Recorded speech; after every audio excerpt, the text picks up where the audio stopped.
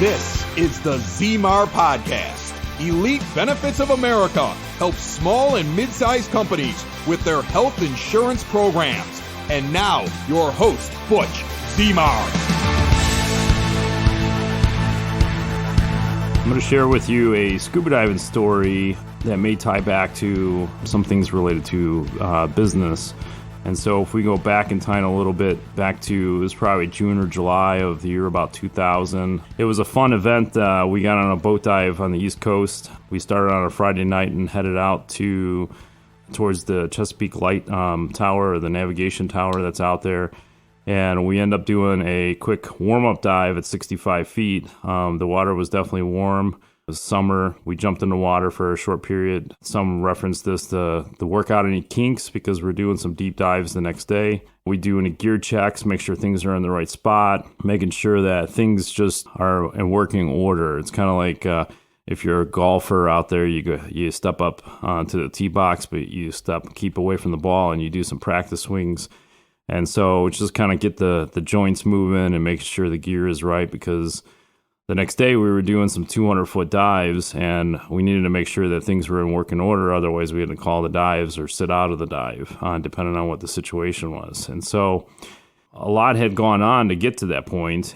There was a lot of training that was involved. There was a lot of guidance. But a lot of times with these dives, it's important not to go in alone. Of course, the number one rule of scuba diving is never hold your breath. The second one is never dive alone. But going into things alone, because back in the day in the 60s and 70s, a lot of these explorers definitely did a lot of things on their own. But today, there's so much guidance and availability of resources, whether it's scuba related or business related, you should never go into anything alone. Also, I'm going to walk you through some shadows. Beyond the shadows is definitely your goal. And so there's definitely some hidden secrets here. So as I dive into this, the Friday night went into Saturday morning, and we're getting ready. It's early in the morning. We're starting to suit up our gear. You could definitely have that nice morning smell of diesel going through your nose. The boat is rocking. And of course, those who know me personally know that motion sickness is definitely something I don't avoid. It's definitely there. Even though I was a Navy guy, I still get motion sickness. So it still happens to the best of us. But a lot of training that went involved. And so when we started to do this dive, there was a lot of formalities that were there. So no matter that I felt a little off or a little bit sick, there was a lot of things that had checks that we already took place, and the training that we went through allowed us to do this dive. So we jumped in the water. We started making our descent down, passing through some thermoclines and some currents, and doing our gear checks on the way down because things could change along the way. And it's a good thing we have some guidance along the way, whether it's from an instructor or a buddy. We have to deal with some roadblocks along the way, such as dry suit squeezes, and eventually we get to this shadow of a U-boat. And this U-boat is sitting upright in the sand, almost as if it was perfectly placed. It's approximately 240 feet to the sand. I did not make it to the sand, so I was hovering above it. So I was around 100 or 220 feet deep. And on the starboard side of this U-boat is this huge hole from a torpedo. Definitely interesting. It's dark down there. You need a flashlight. You can still see the silhouettes without the flashlight. And even for deep dives, for sure, obviously don't go alone, but you still see your goal past the shadows. But sometimes it takes guidance and other people to help guide you through that so you could actually see your goals. Coming back to business, there's a lot of things that go into navigating, especially an employee benefits program. A lot of employers decide, hey, I'm going to try to do this on my own. It might cost less, and my broker's not really giving me advice. And they end up down a dark path, or just a dead end. And so by finding a good resource and guidance from another consultant or advisor or insurance broker, it kind of lights things up a little bit. Eventually you see beyond the shadows and see your end goal or where you're headed, and find out where it's going to go. And a lot of this could be in a step-by-step process that we actually put together. I'm going to walk through some of it real quick, but you could actually go to the website, elitebenefits.net/formula, and you could actually get the step-by-step formula to kind of guide you through that so we can get you out of the shadows. I don't know about going to 220 feet in that, but you could definitely get some guidance and walk through some of the things that maybe you're missing. So maybe in areas of technology or engagement with your employees, maybe there's some compliance issues that haven't been discovered just yet. And then obviously the benefits package, but what kind of incentives do you have for your employees to reduce costs? Because health insurance premiums are definitely going through the roof. I just had a meeting yesterday, and this mid-size employer got a 15% increase on their benefits or their premiums, and they're trying to figure out how to navigate this thing. They have had no prior guidance before I showed up, and they were trying to figure out how do they combat this. Every year it keeps going up. They have to keep asking their employees to pay more out of pocket, or they have to cover a little bit more in the premiums to reduce it for their employees. And definitely creates an element of darkness of trying to figure out how to work through this. There's so much cost involved.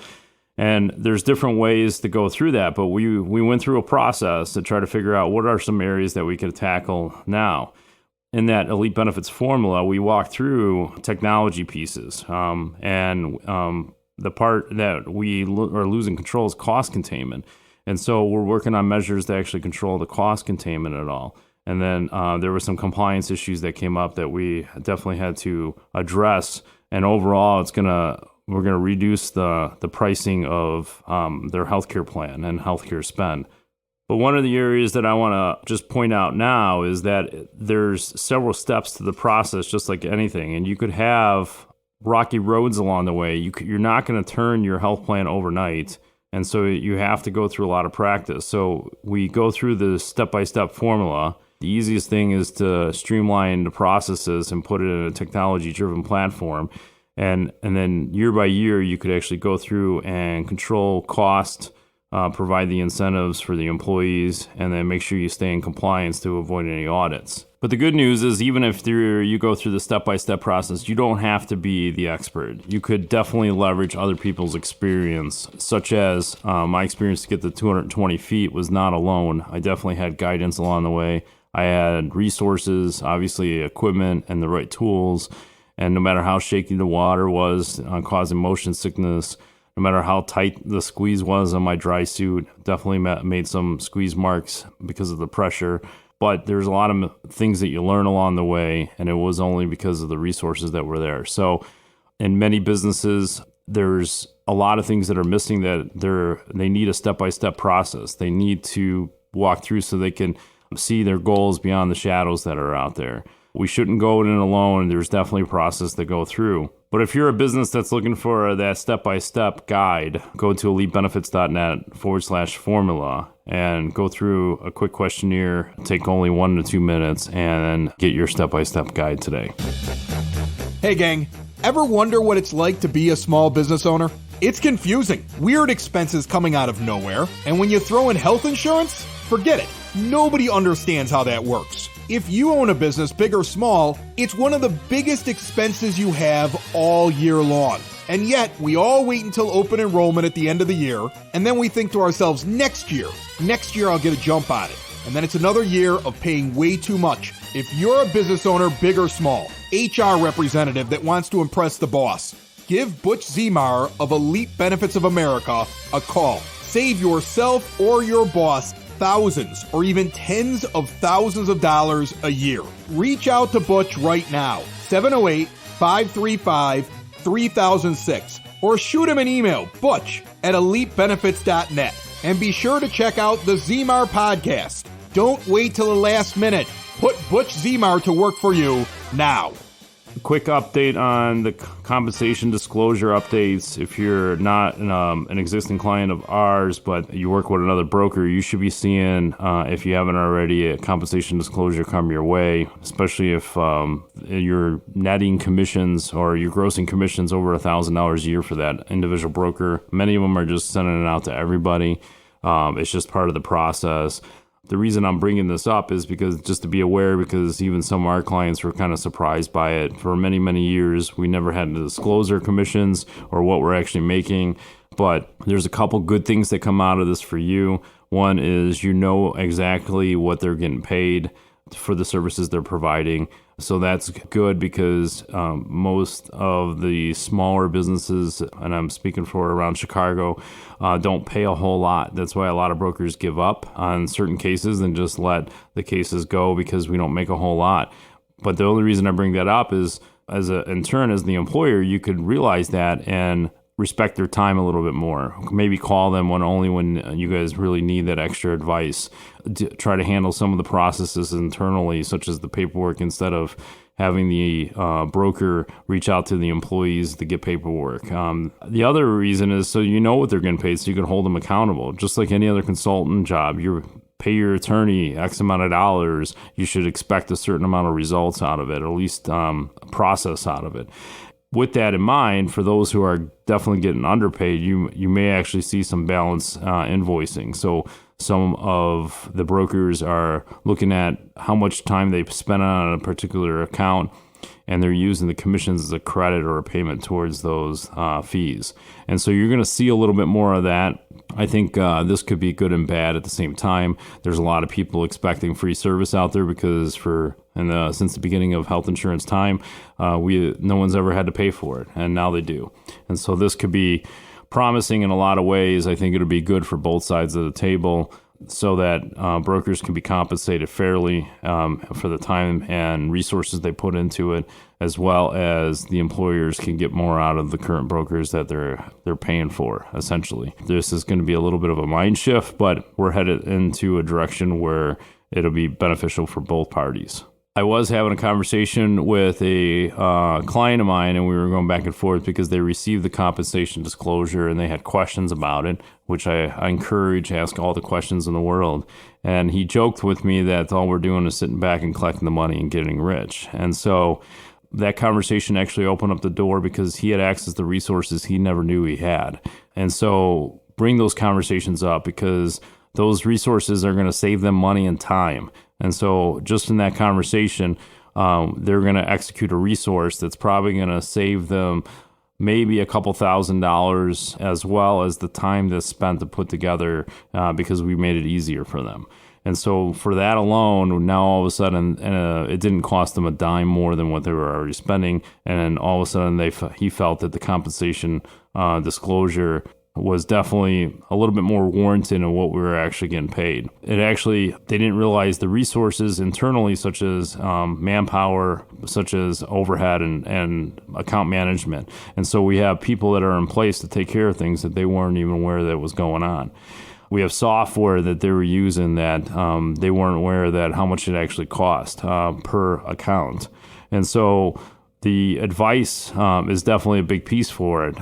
He had questions that were beyond the healthcare plan that was related to trying to control costs in the future. And so there's advice and that costs money. And so all that gets built into what we actually get paid.